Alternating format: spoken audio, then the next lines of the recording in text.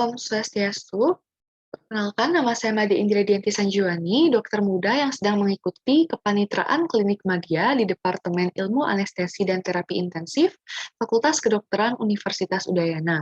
Kali ini saya akan mempresentasikan mengenai pain management.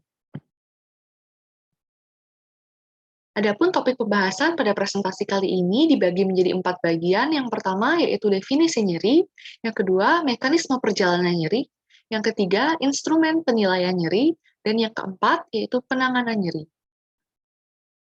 Yang pertama yaitu definisi nyeri, di mana nyeri merupakan suatu istilah yang tidak asing kita gunakan dalam kehidupan sehari-hari. Berdasarkan IASP, nyeri didefinisikan sebagai an unpleasant sensory and emotional experience associated with actual or potential tissue damage or described in terms of such damage. Yang berarti, yaitu nyeri adalah ketika adanya pengalaman sensorik dan emosional yang tidak menyenangkan yang dikaitkan dengan adanya kerusakan jaringan aktual ataupun sebelum terjadi kerusakan jaringan atau kerusakan jaringan potensial. Berdasarkan kalimat tersebut, dapat kita ketahui bahwa nyeri terdiri dari dua unsur, yaitu unsur sensasi sensorik dan unsur sensasi emosional. Sehingga apabila terjadi pengalaman yang menyerupai nyeri, seperti adanya tusukan, maka tidak serta-merta dapat kita kategorikan sebagai nyeri, jika hanya memiliki unsur sensorik saja dan tidak mengandung unsur emosional. Secara umum, nyeri dihasilkan oleh proses nosisepsi yang berasal, di mana nosisepsi berasal dari kata nocere, yaitu bahasa Latin yang berarti to harm atau merusak.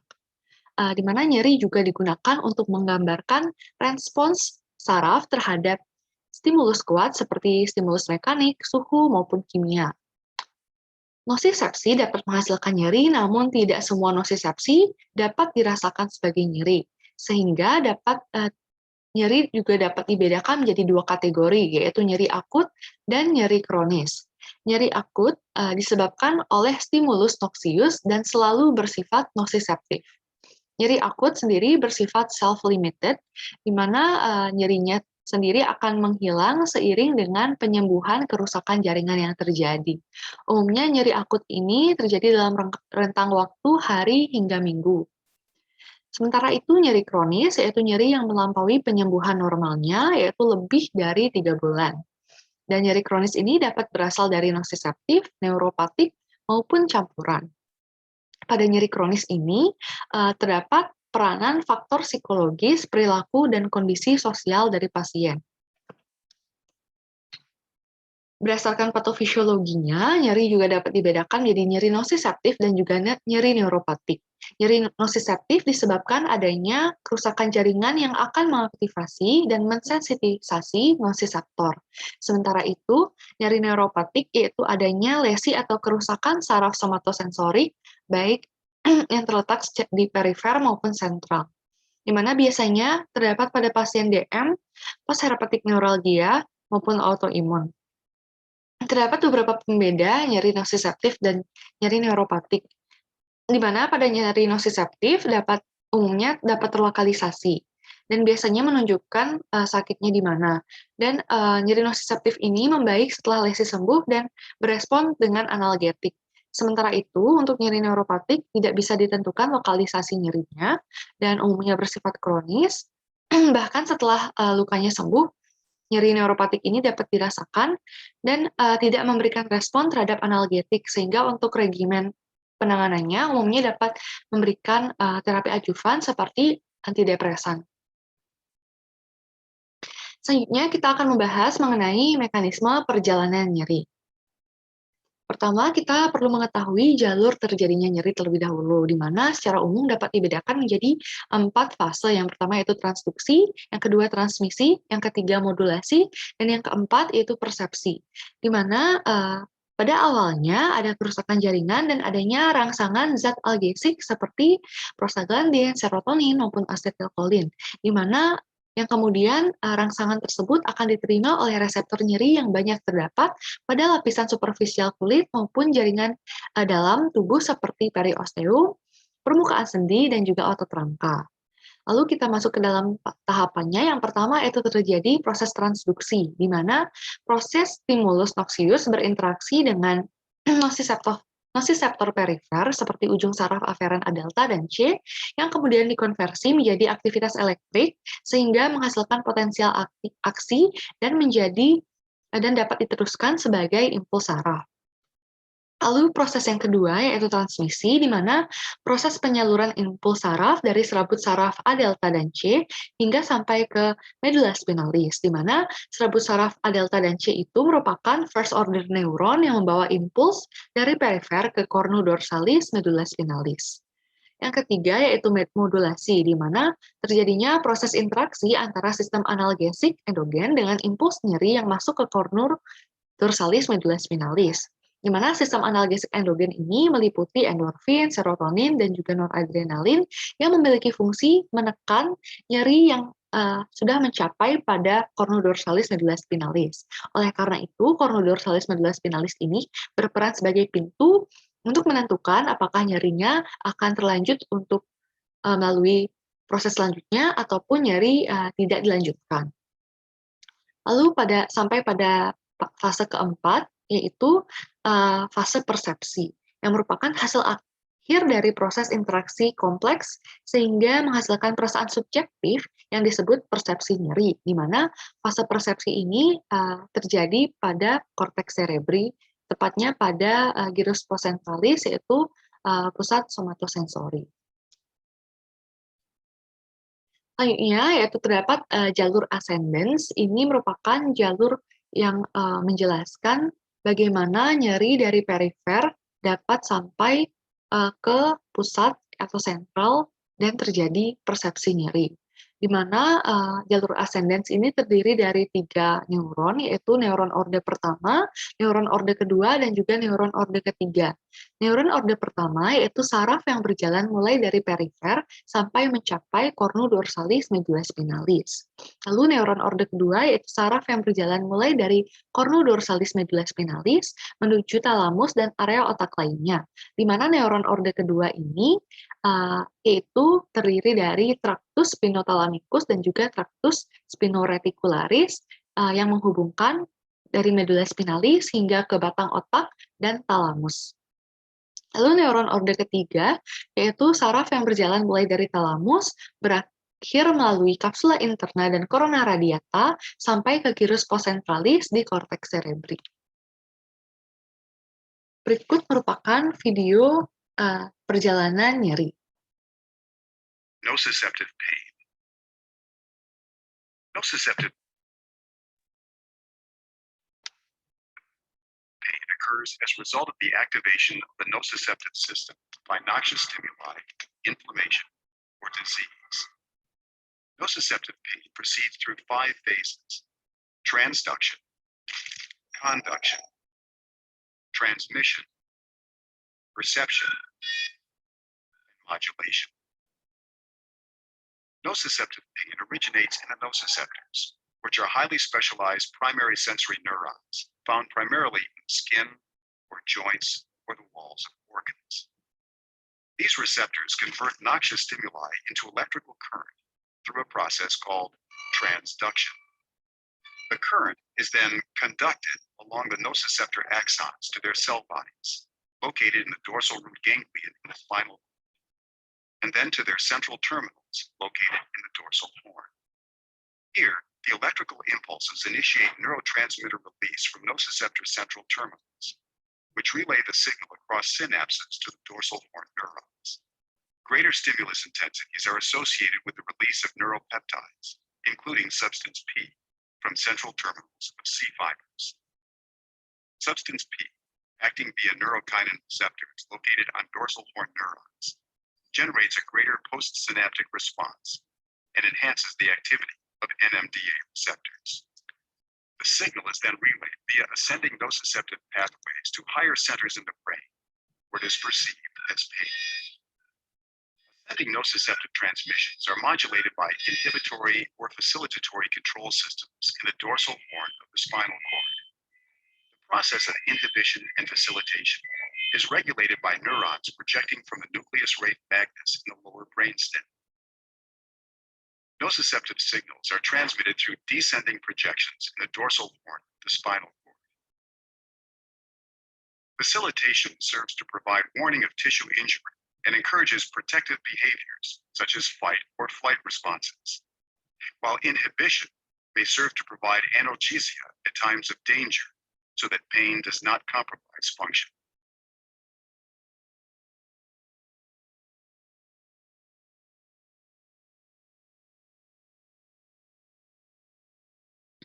Baik, selanjutnya kita masuk ke bagian ketiga, yaitu instrumen penilaian nyeri. Di mana sebelum kita menggunakan instrumen, kita akan menganamnesis pasien untuk mengetahui bagaimana nyeri yang dirasakan pasien. Untuk anamnesis nyeri, pertama kita dapat tanyakan position, yaitu lokasi nyeri, di mana pasien merasakan nyeri di bagian mana saja pada tubuhnya. Lalu kita tanyakan terkait quality-nya, yaitu kualitas, bagaimana nyeri yang dirasakan pasien terasa, yaitu apakah terasa seperti tertekan, tertusuk, ataupun terbakar. Lalu kita tanyakan durasinya, di mana ketika terjadi serangan nyeri, biasanya berapa lama terjadi nyeri yang dirasakan pasien, lalu frekuensinya, yaitu dalam sehari, berapa serangan nyeri yang umumnya dapat terjadi. Lalu yang ketiga, radiation. Kita tanyakan apakah pada nyeri yang dirasakan pasien ini terdapat penjalaran. Misalnya, jika pasien merasakan nyeri di punggung, bagian bawah kita tanyakan apakah ada penjalaran, misalnya hingga ke telapak kaki, ataupun sebagainya. Lalu yang keempat, severity, yaitu kita tanyakan terkait intensitas nyeri, baik ringan, sedang, maupun berat. Selain itu juga dapat kita tanyakan dengan bagaimana apakah nyeri yang dirasakan pasien ini sudah mengganggu aktivitas sehari-harinya atau tidak. Jika iya, aktivitas-aktivitas seperti apa yang terganggu dengan nyerinya? Apakah aktivitas sederhana juga terganggu ataupun hanya aktivitas-aktivitas kompleks saja yang terganggu? Lalu temporal relationship, yaitu kapan nyerinya muncul, di mana apakah ketika nyeri, apakah pasien sedang beraktivitas, ataupun ketika nyeri tersebut, jika dibawa istirahat, nyeri tersebut terasa menghilang. Begitu. Selanjutnya, untuk penilaian nyeri sendiri dapat dibedakan menjadi unidimensional dan multidimensional. Unidimensional ini yaitu penilaian nyeri yang meliputi pengukuran terhadap intensitas nyeri saja, di mana umumnya penilaian unidimensional ini untuk dilakukan pada penilaian nyeri akut dan dapat digunakan juga untuk mengevaluasi hasil pemberian analgetik. Terdapat beberapa instrumen yang mengukur nyeri secara unidimensional, yaitu seperti VAS atau Visual Analog Scale, NRS atau Numerical Rating Scale, dan WBFS yaitu Wong-Baker Face Scale. Lalu untuk penilaian nyeri yang multidimensional, yaitu menilai nyeri secara multidimensi, yaitu dari intensitasnya, karakteristiknya, dan dampak nyeri terhadap aspek afektif dari sensori nyeri. Multidimensional ini umumnya digunakan untuk penilaian nyeri kronik, dan terdapat beberapa instrumen juga seperti MPK dan Pain Diary yang akan dijelaskan secara lebih detail pada slide berikutnya. Yang pertama yaitu Visual Analog Scale atau VAS, di mana ini merupakan penilaian nyeri unidimensional.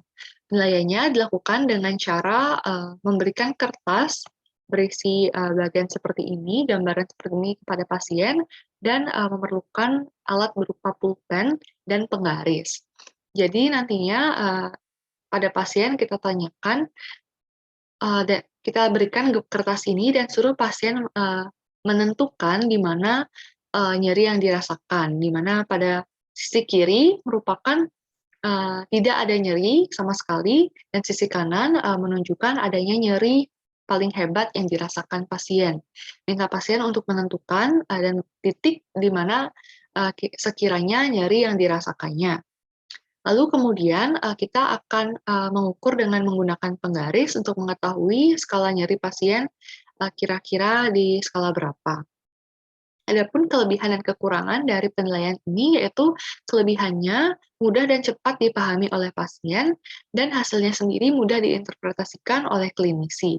Sementara itu kekurangannya yaitu sulit untuk digunakan pada kasus emergensi karena memerlukan kertas, penggaris, dan juga pulpen, dan sulit digunakan pada pasien dengan gangguan kognitif, gangguan penglihatan, maupun gangguan kesadaran.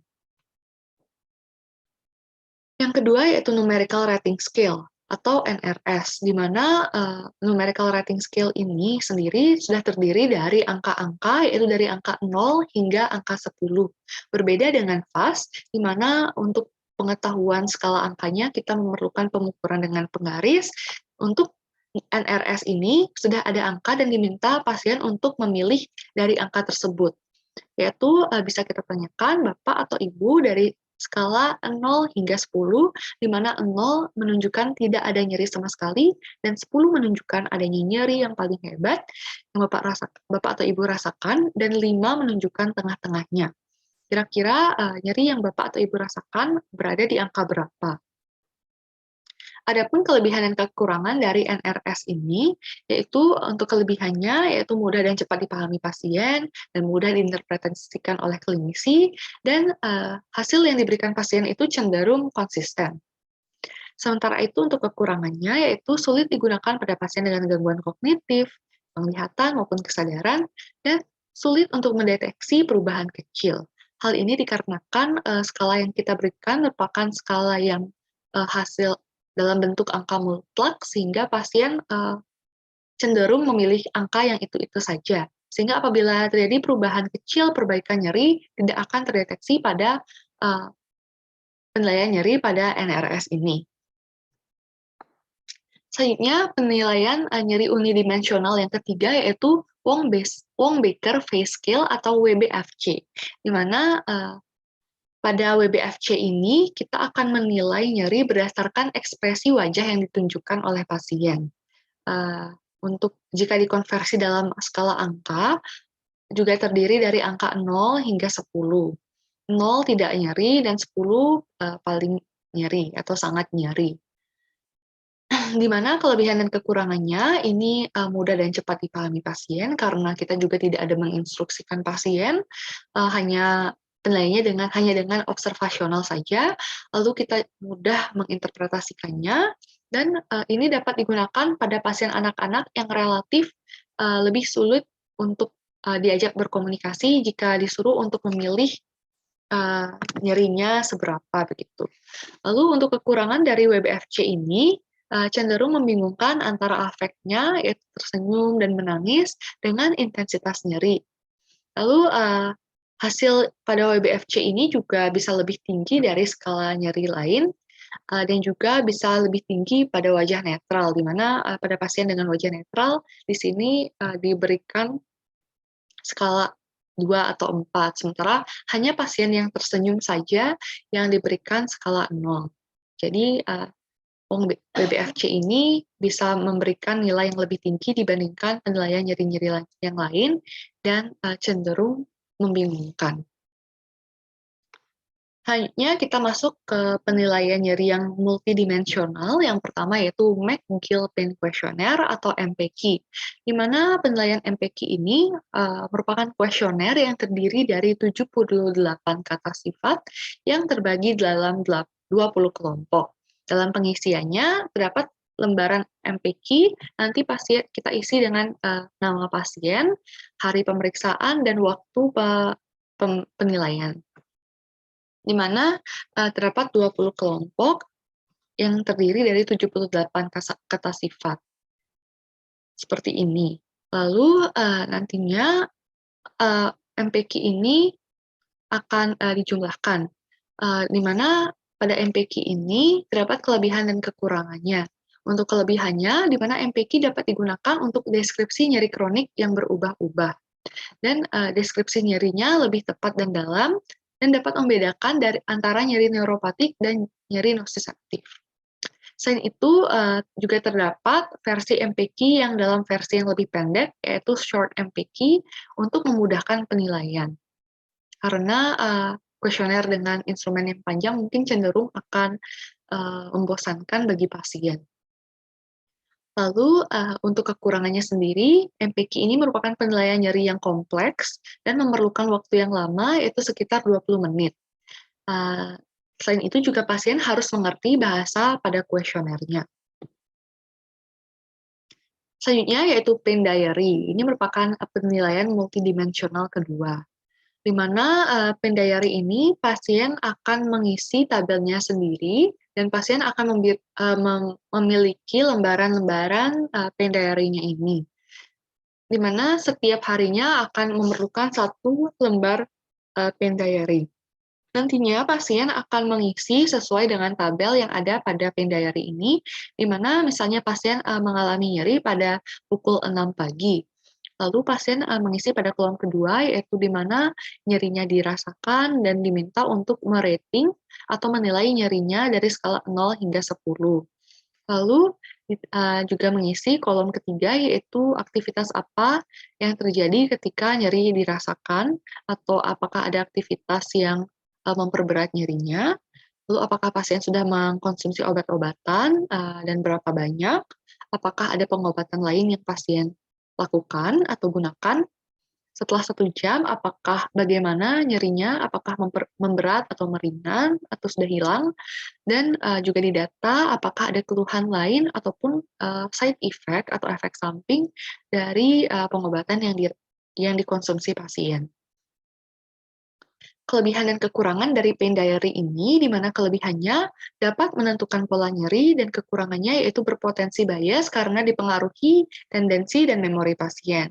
Selain itu, item pain diary dapat berbeda-beda sehingga sulit untuk mendapatkan data secara kolektif dan memerlukan kepatuhan tinggi dari pasien untuk menuliskan setiap nyeri yang dirasakannya.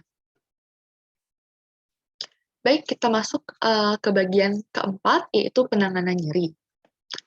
Untuk penanganan nyeri, di sini menggunakan WHO Step Ladder yang terdiri dari 3 tangga tahapan sesuai dengan keparahan nyerinya. Di mana dari tangga pertama atau step 1, yaitu analgesik non-opioid, dapat disertai maupun dapat tidak disertai terapi adjuvan. Lalu tangga kedua, yaitu analgesik opioid lemah, dapat disertai analgesik non-opioid dan juga dapat disertai terapi adjuvan. Sementara itu, tangga ketiga, yaitu atau step ketiga adalah analgesik opioid kuat atau poten, dapat disertai analgesik non-opioid, dan juga dapat disertai terapi adjuvan.